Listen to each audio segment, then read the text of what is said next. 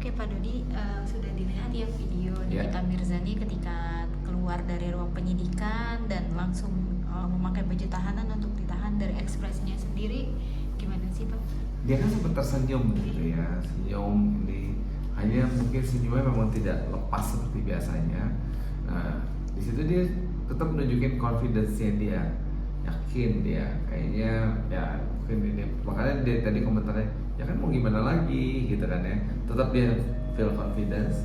Itu satu. Terus yang kedua, memang tidak nyaman ada di posisi itu ya, sehingga dia minta aduh ini kok rame banget gitu kan. Jadi itu komentar yang dia hanya ngeliat dari wajahnya, dia nggak berani natap. Biasanya kan dia selalu natap kamera, dia ngeliat ini terus ini, tapi kali ini kan dia lebih banyak menghindari tatapan itu awak media. Nah itu yang nunjukin bahwa dia juga di sisi lain juga menghindari apa, mau komentar, mau ini lagi. Pressure-nya pasti ada, nggak bisa dipungkiri.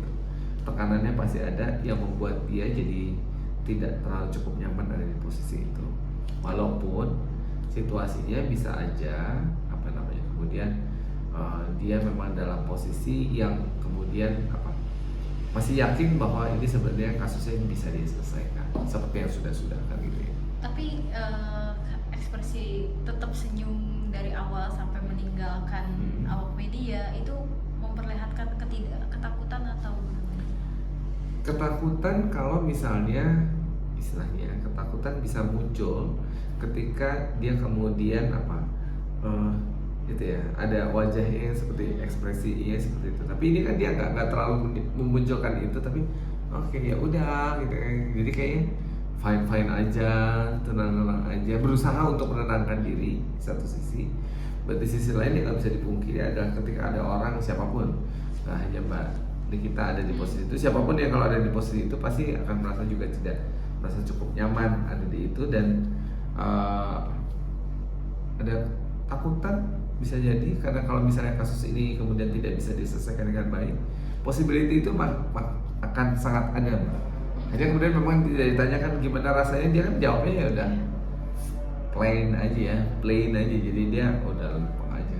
apa karena senyumnya itu untuk menutupi rasa sedih dan ketakutannya Bisa, dalam artian kalau kita masih bawa ke arah sana, karena bisa jadi dia kan baru selesai dengan kasusnya yang satu gitu kan ya, dia sambung lagi ada kasus lagi gitu kan ya. Jadi rasanya kemarin dia kayaknya baru rada happy gitu kan karena dia kembali mendapatkan atau menyelesaikan kasusnya dengan baik. Tapi untuk bagian yang ini kan ini kasusnya jadi berbeda lagi. Nah itu kan yang bikin dia di satu sisi ya perasaannya pasti campur aduk.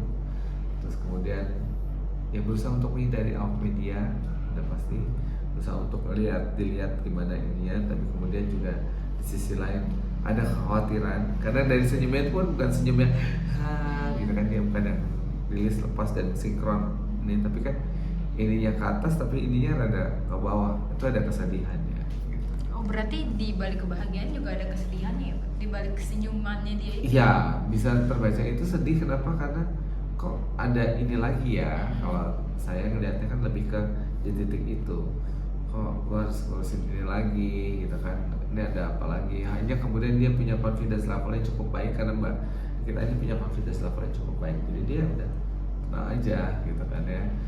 Dan pakainya juga lebih, kalau ini saya pakainya hanya disampirin aja, bukan sesuatu yang dipakai dengan full ini ya gitu.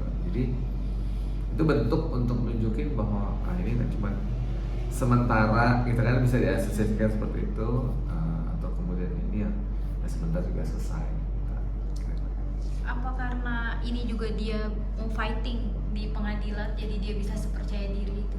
Pasti. Kenapa? Karena tracknya kan kalau kita lihat historical ke belakangnya kan, kita kan selalu kita tuh selalu berusaha ya, sampai gimana ininya, caranya gimana, dia akan cari cara terus. Jadi bagian itunya yang tidak bisa dengan mudah, kayaknya enggak ya. Tapi itu udah ditunjukkan secara rekornya, dia udah menunjukkan itu. Jadi kalau ketika dia ngadepin kasus yang walaupun kasusnya berbeda, pasti dia akan perjuangkan. Apa sih yang membuat dia tenang itu pembawaannya biasanya? Tenang, satu hal biasanya karena terlatih untuk ngadepin banyak situasi. Jadi kan apa istilahnya, rentangnya kalau kita bicara nerve-nya itu, syarafnya itu udah terbiasa dengan rentang yang ditarik begitu panjang, sehingga ketika dia ngalamin sesuatu ya bukan sesuatu yang aneh lagi. Tapi kalau orang yang tidak terbiasa, begitu ada kejadian itu kan kayak ketarik tiba-tiba, pasti langsung sedih, stres dan segala macam, itu kan pasti akan sangat kelihatan. Ini karena dia sering ngalamin naik turunnya dan fluktuasinya juga cukup sering, itu yang membuat dia jadi kayak lebih tenang, lebih rileks, lebih dan tanda petik lebih pede gitu ya. Nah, kepercayaan diri itu terbangun karena mungkin dia nggak salah gitu, bisa itu terjadi. sangat mungkin, karena kita belum melihat kasusnya seperti apa secara lebih detail. Hal yang kedua, karena dia merasa cukup yakin bahwa ini bisa diselesaikan, gitu kan ya.